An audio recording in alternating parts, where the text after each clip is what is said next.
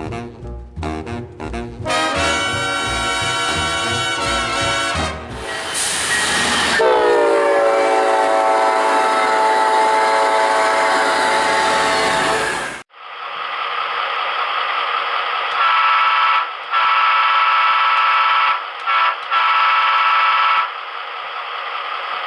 everyone, Amtrak Guy 365 here, and it's been about a year since the last layout update, and you're wondering where's the layout.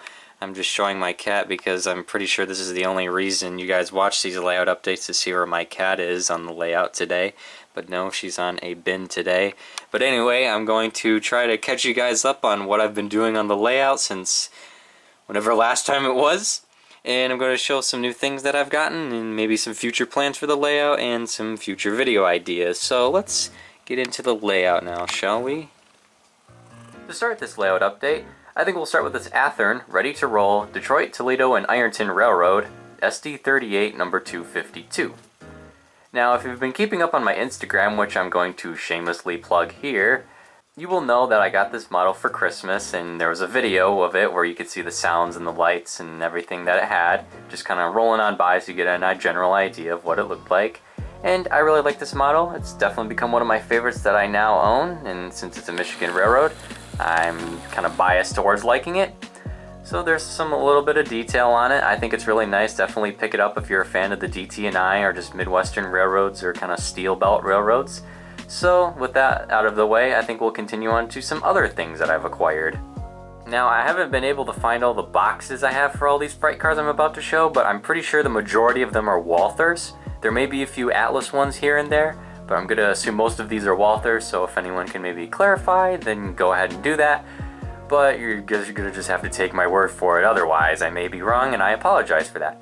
Now, I apologize if I've shown any of these models before, and if I've already kind of introduced them formally in a way, but I did refer back to the previous layout update to see what I showcased, so hopefully I don't show too many repeats, but if I do, then I apologize. Next up, we have a 40-foot Sioux Line grain boxcar. This boxcar is a Kellogg's boxcar, as you can see by the KELX markings in the Kellogg's logo. This I picked up from the Battle Creek Model Railroad Club. They were kind of selling some things in these boxcars at a little kind of booth they had. So I figured, hey, it's Kellogg's, it's kind of native to Michigan. As you know, Battle Creek was kind of home to Kellogg's. So I picked this boxcar up. I really like it. I think it kind of has a nice like 70s, late 70s, early 80s kind of look to it. So I picked it up. It's a 50-foot boxcar. I really like it. So we're going to move right along now. This is a Railbox 50-foot boxcar with Santa Fe markings. It's a Walthers model, and it kind of has that traditional Walthers look. And I like it, so picked it up. Needed some more Railbox boxcars since they're pretty common, and I only had one of them, so now I have two. This is a 50-foot boxcar for chassis system with B&O markings. This is a model I picked up quite a while ago, I'm pretty sure, at the hobby shop. It's an Illinois Central coil car. Thought it just looked kind of cool, so that's really all there is to it.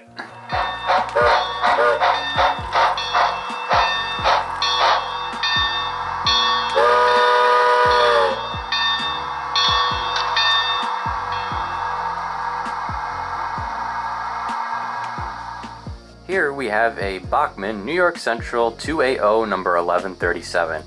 Now this has quickly become one of my all-time favorite models, and I just figured why not get something a little different. I mean, pretty much everyone has a steam locomotive on their layout, and I figured I kind of needed something else other than the pure Marquette or the New York Central J1E, which is also another reason I wanted to get this. This was another thing I got for Christmas. But I thought this would kind of pair well with the New York Central J1E, the Broadway Limited Imports model. For Bachman, I think they make really good steam locomotives. You are free to have your own opinions regarding Bachman, but I think they usually make pretty decent models, especially their steam locomotives, and I just generally think that this is a pretty good value for having DCC and sound. There's the tender, and I definitely would recommend picking this model up if you're a New York Central fan. Here we have a Cno Gondola. I think it might have been one that would haul coal because there's these little elevated lips on each end. I mean, they could have hauled something else, but I've seen coal gondolas that kind of have those elevated lips. But it's pretty cool. I needed some kind of steam era equipment, so that's what you're going to start seeing coming up here. Here we have a Sinclair Tank Car. I really like the look of older kind of steam era tank cars. I think they're pretty colorful, they just had a really kind of appealing design to them, and I needed some more steam era equipment, so here you have it. Here we have a 40-foot main central boxcar. I really like the look of it, and I'm a fan of northeastern railroads such as Maine Central, the New Haven Railroad, kind of things like that. While this necessarily isn't really probably steam era, I believe this is a mid-60s era boxcar, I just thought it would look nice to run with maybe the SD38 or one of my Grand Trunk models or what have you. So, here you have it. Now what would my layout be without a Grand Trunk Western 50-foot automobile boxcar? And here we have a 4-bay center flow Santa Fe hopper. This I picked up at the train show, and I kind of like the look of these hoppers, so why not? Last but not least, we have a Pure Marquette Caboose. Now there's some of these at the Steam Railroading Institute in Owasso, Michigan, so I kind of wanted to pick this up, and plus I have the 1225 model, so this would go good with it. I couldn't find a New York Central Caboose at the hobby shop, so I figured this was kind of the next best thing. So here it is, Pure Marquette Caboose. That's it. Last but not least, we have this Bachman Grand Trunk Western Elko S4 number 8087. These were common along the Flint subdivision, where I rail fan at one point in the rail yards. This is only DC, there's no DCC or sound, but I still think it's a pretty nice model nonetheless. So, definitely get this if you're a Grand Trunk Western fan like I am. Now these two coaches I'm not sure if I've really formally introduced, but here they are nonetheless. I grabbed this Amtrak Grand Dome from the Amtrak store. Last time I checked it wasn't there. I believe it was made by Bachman, so you can probably find it on eBay somewhere, but I picked this up just because I thought it'd be something different to have and nice to own. And here we have a Walthers Superliner coach. I needed more of these for the international consist. So here it is. I have yet to number it. I'll do it eventually, but here's the Amtrak coaches. Now we'll move on to some scenery additions onto the layout. Here I've added some grass. This is an old piece of flex track. I have yet to find a place for it. I'm just kind of leaving it there for now until I find a use for it, or I might just toss it off to the side. Anyway, I made kind of the lead tracks up into this yard over here, a bit overgrown, with a little bit of ballast here and there. I have yet to get more woodland scenics for the smooth it for the road system. But anyway, just added some grass there. I fixed the track problem. I had to just remove a straight piece from this section, and then it all fit nice and good. So I added a bunch of gravel over here for the yard.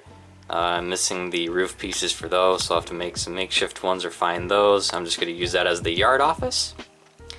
And then here we have this little lumber building that I've had for quite some time. I'm not sure where I'm going to put it, but I'm thinking about keeping it there for the kind of center beam where that's always been for quite some time now. I'm thinking of having that be like a transload lumber facility.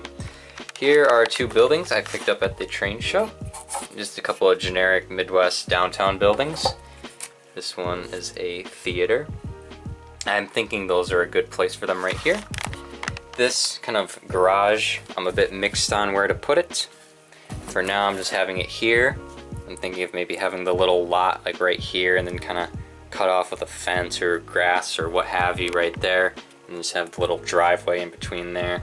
Because it's a little too close for the train tracks, but I really want to have this building somewhere. So I'm thinking about just having it there for now. So now we'll move on to another section of the layout.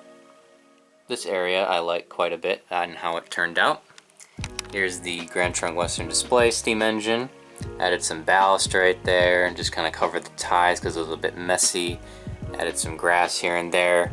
And I know the platform for this station definitely is not accurate in terms of the color. But my kind of idea for this layout is I'm not going for kind of amazing realism, like photographic, kind of photogenic, super high quality or whatever like that. I'm just trying to go for something that's fun and that I'll enjoy running. So while it may not look the best, I'm just going to have fun running it and just kind of looking at it and using it for video sometimes. So here's this area. It's a little bit of a tight squeeze between this kind of 7-Up boxcar kind of facility, but I think it looks good right here. So now we'll move on to another section of the layout. So here we have this little kind of farm region with this barn right here. Just kind of add this some trees, some little bit of bushes and overgrowth. I added the cat not too long ago. That's a pretty new addition to the layout. These bushes I have yet to put somewhere. Those kind of got tangled up when I was moving some bushes around and redoing the layout track plan. This building, I still have yet to find a good place for it. So here's what it looks like. It's a little kind of truck building. I maybe would have it there, somewhere over here, or in the downtown section over there. I'm not sure. So if you have any ideas, please feel free to let me know. So now we'll move on to another section of the layout. Now, I know what you might be thinking for this part right here. Well, this looks terrible. Well, yeah, you're probably not wrong there, but it works for me, so I'm just gonna use it like this. And if I find that it eventually causes problems, then I'll eventually resolve it. I don't have any corkboard on me for like kind of making a ballast base, so I just stacked up some cardboard. And it's all pretty level, so there really isn't bending of the track or anything, so eventually I'll ballast this region to kind of give it a support base, and then that'll kind of smooth out any kinks or minor dips in the track. So, and eventually I might have some like hay bales right here, or another farm region, or some grass. Let me know if you have any ideas, but I'm just planning for this to be kind of some grass or just some general greenery. Here we have the grain elevator yard. Here I just have some hoppers just kind of standing there just as storage. I added some grass all along here, some kind of little yellow bits here and there. This is where the one barn used to be. Probably just going to be a farm region again. As you can see with all this kind of soil, I'll need to get more of that. But other than that, this region is pretty much done. I still have to get some more smooth it, like I mentioned earlier, to cover this region and smooth it for kind of the concrete parking lot. Or I might use gravel, I'm not sure. But other than that, that'll probably do it for the scenery updates to the layout. Well, that'll about do it for this layout update. I hope you guys enjoyed, and again, I'm sorry for it taking so long for this to release. I'll try to be quicker about it in the future whenever I have more significant work done on the layout, so I can show you guys what's going on, and hopefully be able to complete this layout. So nonetheless, hope you guys enjoyed. The Q&A will be coming very soon, where I'll be answering most of your questions and some commonly asked questions regarding certain video projects. So yeah, thank you for watching, and I'll see you in another video.